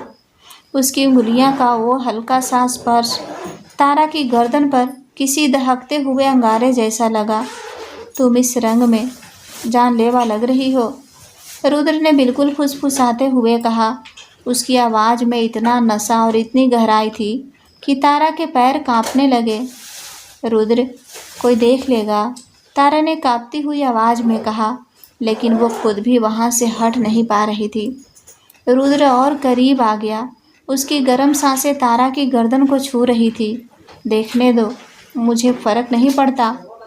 मुझे बस एक बात से फ़र्क पड़ता है, और वो ये है कि तुम इस लिबास में किसी और के साथ मंडप में बैठने के बारे में सोच भी रही हो। तारा ने अपनी आंखें बंद कर ली। उसके अंदर भावनाओं का एक तूफान उठ रहा था। यह शादी नहीं हो सकती तारा। रुद्र की आवाज़ अब थोड़ी सख्त हो गई थी। उसमें एक अजीब सा पागलपन झलक रहा था। तुम मेरी हो, इस बात को जितनी जल्दी समझ लोगी, तुम्हारे इस बेवकूफ़ मंगेतर के लिए उतना ही अच्छा होगा। वरना जिस दिन मेरा दिमाग घूमा, मैं इस बंसल खानदान का नामो निशान मिटा दूंगा। तारा झटके से घूमी। वो अब सीधे रुद्र के सीने के सामने थी। तुम पागल हो गए हो, तुम मुझे डरा नहीं सकते। मैं तुम्हें डरा नहीं रहा हूँ जंगली बिल्ली। रुद्र ने अचानक उसे उसका हाथ पकड़ लिया और उसे थोड़ा और अपने करीब खींच लिया। मैं तुम्हें सच बता रहा हूँ, आज तक मैंने जिस भी चीज़ पर हाथ रखा है वो मेरी हुई है। और तुम तो वो हो जिसने मुझे इस गांव की धूल फाँकने पर मजबूर कर दिया। तुम्हें क्या लगता है मैं तुम्हें इतनी आसानी से किसी और का होने दूंगा? तारा कुछ बोलती उससे पहले ही विक्रम की आवाज़ आई, तारा जी, कैसा लगा लहंगा? रुद्र ने तारा का हाथ छोड़ा और एक कदम पीछे हट गया। उसके चेहरे पर पलक झपकते ही वही ठंडी और खतरनाक शांति आ गई। तारा का दिल इतनी ज़ोर से धड़क रहा था कि उसे लग रहा था कि वो बेहोश हो जाएगी। शाम को हवेली लौटते वक्त पूरे रास्ते किसी ने कोई बात नहीं की। विक्रम को लग रहा था कि शायद रुद्र बस स्वभाव से ही बदतमीज है, लेकिन तारा जानती थी कि रुद्र के अंदर उसके लिए जो आग जल रही है वह पूरे गांव को जलाने की ताकत रखती है। रात को तारा अपने कमरे में बैठी थी। आज की सारी घटनाएं उसके दिमाग में घूम रही थी।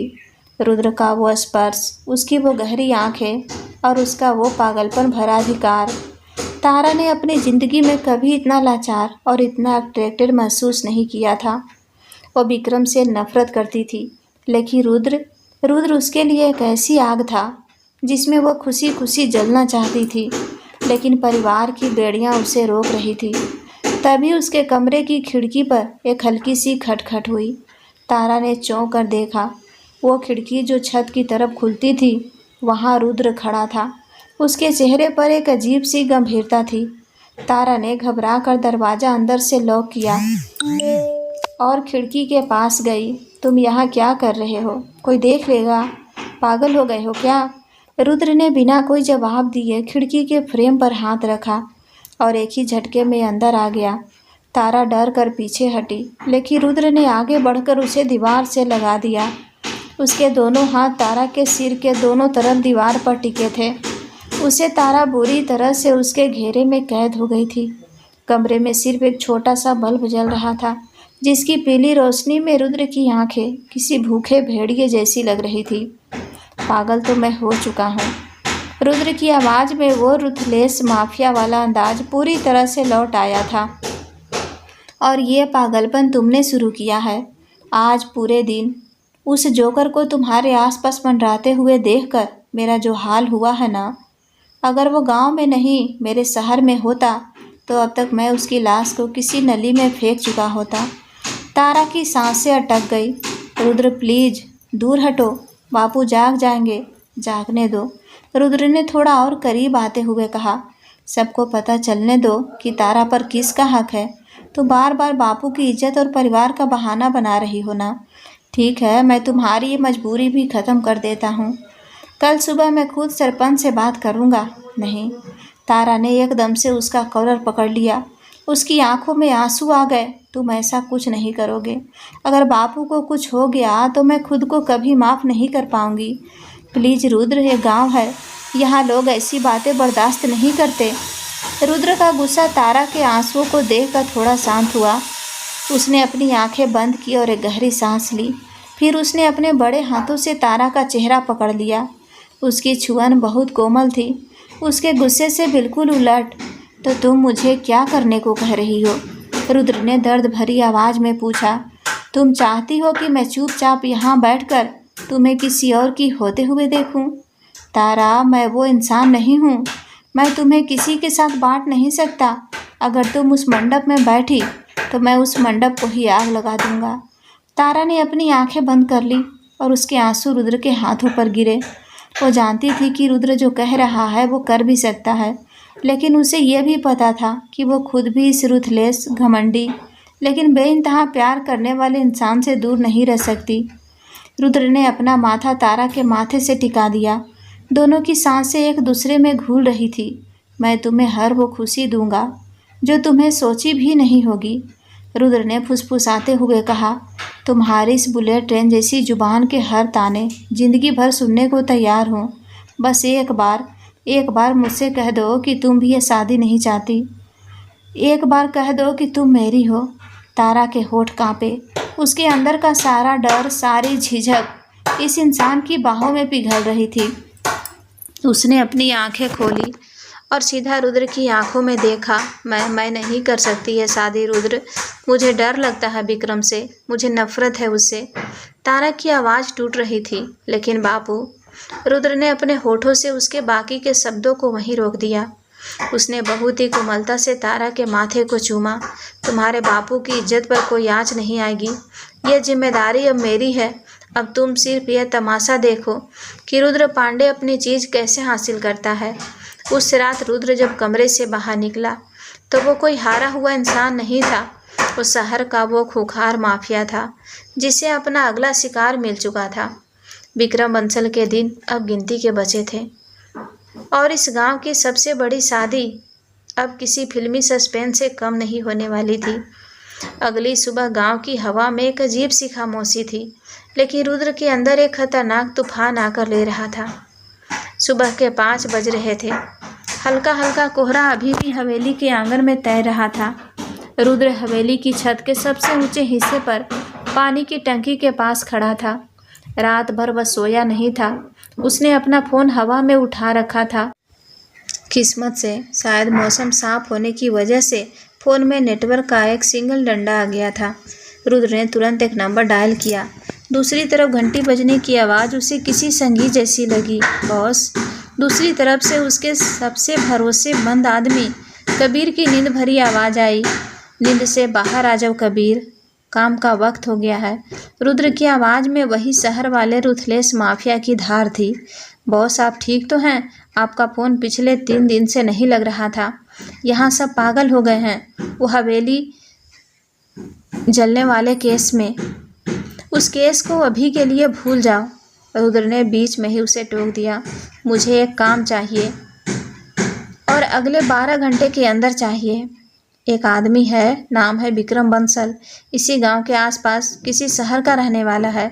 मुझे इसकी पूरी कुंडली चाहिए। ये क्या करता है, किससे मिलता है, इसके बैंक खाते में कितने पैसे हैं और इसके कितने काले राज हैं। हर एक छोटी से छोटी डिटेल मेरा मतलब मेरे फ़ोन पर होनी चाहिए। विक्रम बंसल? लेकिन बॉस, ये आदमी है कौन? किसी नई गैंग का? वो तुम्हारा सिरदर्द नहीं है कबीर। रुद्र की आवाज़ ठंडी पड़ गई। बस इतना समझ लो कि इसने रुद्र पांडे की एक बहुत कीमती चीज़ पर नज़र डाली है। डिटेल निकालो। फ़ोन कट गया और नेटवर्क का वो इकलौता डंडा भी गायब हो गया।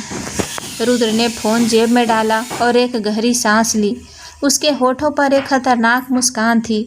विक्रम बंसल का खेल अब ख़त्म होने वाला था। रुद्र सीढ़ियाँ उतर कर नीचे आंगन में आया। हवेली में अभी बस चहल पहल शुरू ही हुई थी। तारा चूल्हे के पास बैठी चाय बना रही थी। कल रात के उस पल के बाद यह पहली बार था जब दोनों एक दूसरे के सामने आ रहे थे। रुद्र को देखते ही तारा के हाथ अचानक रुक गए। उसके गालों पर एक हल्की सी लाली छा गई और उसने घबराहट में नजरें नीचे कर ली। वो बुलेट ट्रेन जैसी जुबान वाली लड़की आज बिल्कुल शांत थी। रुद्र चुपचाप जाकर उसके पास रखी एक छोटी सी खाट पर बैठ गया। चूल्हे की आंच और सुबह की हल्की ठंड के बीच तारा का चेहरा किसी खूबसूरत पेंटिंग जैसा लग रहा था। रुद्र की नज़रें उस पर से हट ही नहीं रही थी। चाय उबलकर बाहर गिर रही थी। रुद्र ने बहुत ही मखमली और शरारत भरी आवाज़ में कहा। तारा हड़बड़ा गई और उसने जल्दी से कपड़े से पकड़कर बर्तन को नीचे उतारा। घबराहट में उसका हाथ थोड़ा जल गया। आह! रुद्र तुरंत अपनी जगह से उठा और बिना किसी की परवाह किए उसने तारा का हाथ पकड़ लिया। उसने बहुत ही फिक्र के साथ उसकी जली हुई उंगली को देखा। तुम्हारा ध्यान कहाँ है जंगली बिल्ली? रुद्र ने उसकी उंगली पर हल्की सी फूंक मारते हुए पूछा। तारा के दिल की धड़कन इतनी तेज थी कि उसे लग रहा था जैसे वो सीना फाड़कर बाहर आ जाएगी। मैं ठीक हूँ। तुम दूर हटो, कोई आ जाएगा, आने दो। रुद्र ने उसकी आंखों में गहराई से देखते हुए कहा। कल रात जो मैंने कहा था वो कोई मजाक नहीं था तारा। अब तुम्हें इन सब से छुपने की ज़रूरत नहीं है।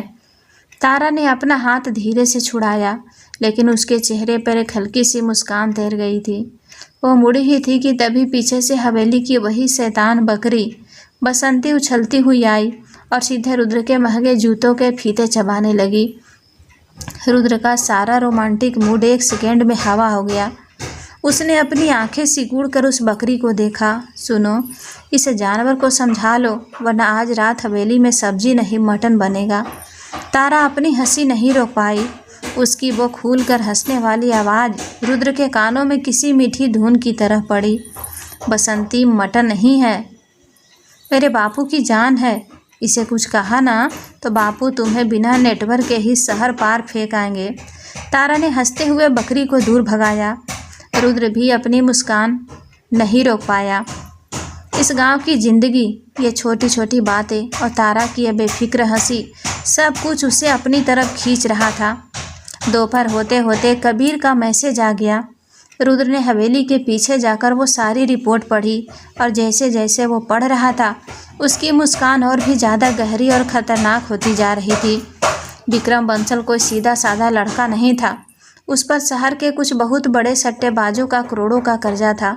उसका बिजनेस पूरी तरह डूब चुका था और सबसे बड़ी बात, वो तारा से शादी सिर्फ इसीलिए कर रहा था ताकि सरपंच रघुबीर की उस बेशकीमती ज़मीन और प्रॉपर्टी को अपने नाम करवा कर अपना कर्जा चुका सके। बेवकूफ़ इंसान, रुद्र ने फ़ोन जेब में रखते हुए कहा। तुमने गलत लड़की और गलत दुश्मन चुन लिया। शाम को विक्रम हवेली आया। आज उसके साथ उसके माता पिता भी थे। वो लोग शादी के कार्ड का पहला डिज़ाइन सरपंच को दिखाने लाए थे। हवेली के बड़े से बैठक वाले कमरे में सब जमा थे। चाय नाश्ता चल रहा था। तारा एक कोने में चुपचाप खड़ी थी। उसका चेहरा उतरा हुआ था। रुद्र भी वहीं एक कुर्सी पर बहुत आराम से बैठा था, जैसे वो कोई मेहमान नहीं बल्कि उस घर का मालिक हो। ये देखिए रघुबीर जी, कार्ड का डिज़ाइन। विक्रम के पिता ने एक महंगा सा कार्ड आगे बढ़ाते हुए कहा। लड़के वालों की तरफ से कोई कसर नहीं रहनी चाहिए। रघुबीर बहुत खुश थे। अरे बहुत सुंदर है भाई साहब, विक्रम तो मेरे बेटे जैसा है। विक्रम ने अपनी कॉलर ठीक की और एक घमंडी मुस्कान के साथ तारा की तरफ देखा। तभी रुद्र ने अपनी चाय का कप टेबल पर रखा। कप के टकराने की आवाज़ उस शांत कमरे में थोड़ी तेज गूंजी। सबका ध्यान उसकी तरफ गया। कार्ड तो बहुत अच्छा है, रुद्र ने बहुत ही शांत लेकिन चुभने वाले लहजे में कहा। लेकिन मुझे एक बात समझ नहीं आई बंसल साहब, इसमें आपके उस नए बिजनेस पार्टनर का नाम नहीं है। वो क्या नाम है उसका? हाँ, रंगा सेठ। ये नाम सुनते ही विक्रम के चेहरे का रंग ऐसे उड़ गया जैसे किसी ने उसका खून चूस लिया हो। उसके पिता भी एकदम से हड़बड़ा गए। रंगा सेठ शहर का सबसे बड़ा सट्टेबाज और गुंडा था, जिससे विक्रम ने करोड़ों का कर्जा लिया था। कौन रंगा सेठ? विक्रम ने हकलाते हुए पूछा। उसके माथे पर पसीने की बूंदें चमकने लगी थी। अरे वही जिसके साथ तुम आजकल पोकर और सट्टे का बहुत बड़ा खेल खेल रहे हो। रुद्र बहुत ही आराम से कुर्सी पर पीछे की तरफ झुक गया और अपनी उंगलियों को आपस में फंसा लिया। कल ही मेरी बात हो रही थी शहर में कुछ लोगों से। वो बता रहे थे कि विक्रम बाबू का तो आजकल मार्केट में करोड़ों का उधार चल रहा है। लोग उनके घर के बाहर चक्कर लगा रहे हैं। रघुबीर के चेहरे की मुस्कान गायब हो गई। उन्होंने अपनी भौहें सिकुड़कर विक्रम की तरफ देखा। ये रुद्र बेटा क्या कह रहा है विक्रम? कैसा उधार, कैसा सट्टा? बापूजी, ये झूठ बोल रहे हैं। ये तो मुझे बदनाम करने की कोशिश कर रहे हैं। विक्रम पूरी तरह घबरा गया था। उसकी आवाज़ कांप रही थी। झूठ? रुद्र की आंखों में वो माफिया वाला खौफनाक अंदाज लौट आया। उसने अपनी जेब से अपना फ़ोन निकाला और उसमें कुछ खोलकर रघुबीर के सामने टेबल पर खिसका दिया। सरपंच जी, मैं झूठ बोल सकता हूँ, लेकिन बैंक के स्टेटमेंट और रंगा सेठ के आदमियों की यह तस्वीरें झूठ नहीं बोलती। आप खुद देख लीजिए। रघुबीर ने कांपते हाथों से फ़ोन उठाया। स्क्रीन पर विक्रम के सारे काले चिट्ठे खुले हुए थे। वो कर्जे के कागजात, वो सट्टेबाजी के रिकॉर्ड, सब कुछ ही एकदम साफ था। रघुबीर का चेहरा गुस्से से तमतमा गया। ये सब क्या है विक्रम के बापू? रघुबीर ने विक्रम के पिता की तरफ देखकर दहाड़ते हुए कहा, रघुबीर भाई, वो लड़का है, थोड़ी गलती हो गई। विक्रम के पिता सफाई देने लगे। गलती? करोड़ों का कर्जा और सट्टेबाजी गलती होती है? रघुबीर अपनी जगह से खड़े हो गए। उनकी आंखें गुस्से से लाल थी। तुम लोग मेरी फूल जैसी बच्ची की ज़िंदगी बर्बाद करने वाले थे। तुम मेरी ज़मीन हथिया कर अपना कर्जा चुकाना चाहते थे। बापूजी, मेरी बात सुनिए। विक्रम आगे बढ़ा, लेकिन रघुबीर ने अपना हाथ उठा दिया। खबरदार, जो मुझे बापू कहा। यह रिश्ता यहीं ख़त्म होता है। इसी वक्त मेरे घर से निकल जाओ, वरना मैं पूरे गांव को इकट्ठा कर लूँगा। रघुबीर की आवाज़ पूरे घर में गूंज गई। विक्रम ने एक नफरत भरी नज़र रुद्र पर डाली, लेकिन रुद्र के चेहरे पर एक ऐसी खौफनाक मुस्कान थी कि विक्रम की रूह कांप गई। बिना एक शब्द और कहे विक्रम और उसका परिवार वहाँ से सिर झुकाकर निकल गया। कमरे में सन्नाटा छा गया। रघुबीर धम से कुर्सी पर बैठ गए। उन्होंने अपना सिर पकड़ लिया था। तारा दौड़कर उनके पास गई और उनके पैरों के पास बैठ गई। बापू, आप ठीक तो हैं? तारा की आंखों में आंसू थे, लेकिन ये आंसू दुख के नहीं, बल्कि एक बहुत बड़े बोझ के उतर जाने के थे।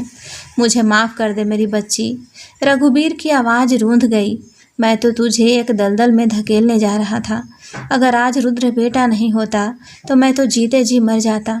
उन्होंने उठकर रुद्र के हाथ पकड़ लिए। मैं तुम्हारा एहसान ज़िंदगी भर नहीं भूलूंगा बेटा। तुमने मेरी बेटी की ज़िंदगी बचा ली। रुद्र के चेहरे के भाव एकदम नरम पड़ गए। उसने बहुत ही अदब से सरपंच के हाथ अपने हाथों में लिए। आप मेरे पिता जैसे हैं सरपंच जी। और तारा इस घर की इज्जत है। मैं उस पर कोई आँच कैसे आने देता? रुद्र ने बोलते हुए तारा की तरफ देखा। तारा की आंखों में उस वक्त रुद्र के लिए जो प्यार, जो इज्जत और जो सुकून था, और रुद्र की ज़िंदगी की सबसे बड़ी जीत थी। रात काफ़ी गहरी हो चुकी थी। हवेली में आज एक अजीब सी शांति थी, लेकिन यह शांति डराने वाली नहीं, बल्कि सुकून देने वाली थी। तारा आज भी छत पर थी, लेकिन आज वो रो नहीं रही थी। वो आसमान के तारों को देखकर मुस्कुरा रही थी। तभी उसे पीछे से किसी के कदमों की आहट सुनाई दी। वो मुड़ी और सामने रुद्र खड़ा था। आज दोनों के बीच कोई झिझक नहीं थी, कोई पर्दा नहीं था। तारा खुद चलकर उनके पास आई। तुमने सच में वो कर दिया जो तुमने कहा था, तारा ने बहुत ही धीमी आवाज़ में कहा। उसकी आंखों में एक अजीब सी चमक थी। बापू की इज्जत भी रह गई और वो रिश्ता भी टूट गया। रुद्र ने उसके करीब आकर बहुत ही कोमलता से उसके दोनों हाथ अपने हाथों में ले लिए। मैंने कहा था ना जंगली बिल्ली, मेरी डिक्शनरी में हारना लिखा ही नहीं है, खासकर तब जब दांव पर मेरी जान लगी हो। तारा का दिल जोर से धड़क उठा। उसने रुद्र की आंखों में देखा। वहाँ जो प्यार का समंदर था, उसमें वो हमेशा के लिए डूब जाना चाहती थी। लेकिन अब आगे क्या? तारा ने थोड़ी फिक्र के साथ पूछा। बापू क्या कहेंगे?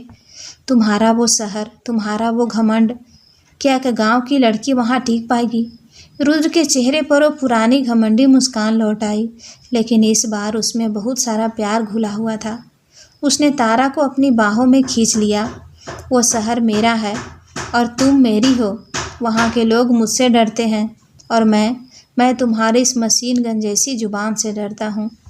रुद्र ने हंसते हुए कहा, तुम्हारे लिए मैं वो पूरे का पूरा शहर बदल दूंगा। और रही बात तुम्हारे बापू की, तो कल सुबह मैं उनसे एक और चीज़ मांगने वाला हूँ।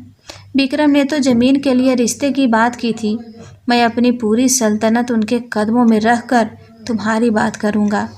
तारा ने अपनी आंखें बंद कर ली और अपना सिर रुद्र के मजबूत सीने पर रख दिया।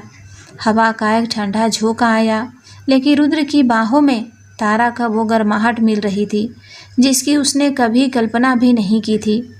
गांव की वो टेढ़ी मेढ़ी कच्ची सड़कें, वो बिना नेटवर्क वाली रातें और वो हर बात पर होने वाली तकरार, इन सब ने शहर के सबसे खूंखार इंसान को एक ऐसा आशिक बना दिया था जो अब अपनी मक्खन मलाई जैसी जंगली बिल्ली के लिए दुनिया से टकराने को तैयार था। लेकिन क्या ये सब इतना आसान होने वाला था? जानने के लिए हमारे चैनल को सब्सक्राइब कर लीजिए और ऐसे ही रोमांटिक और मज़ेदार कहानी ज़रूर देखिए। धन्यवाद।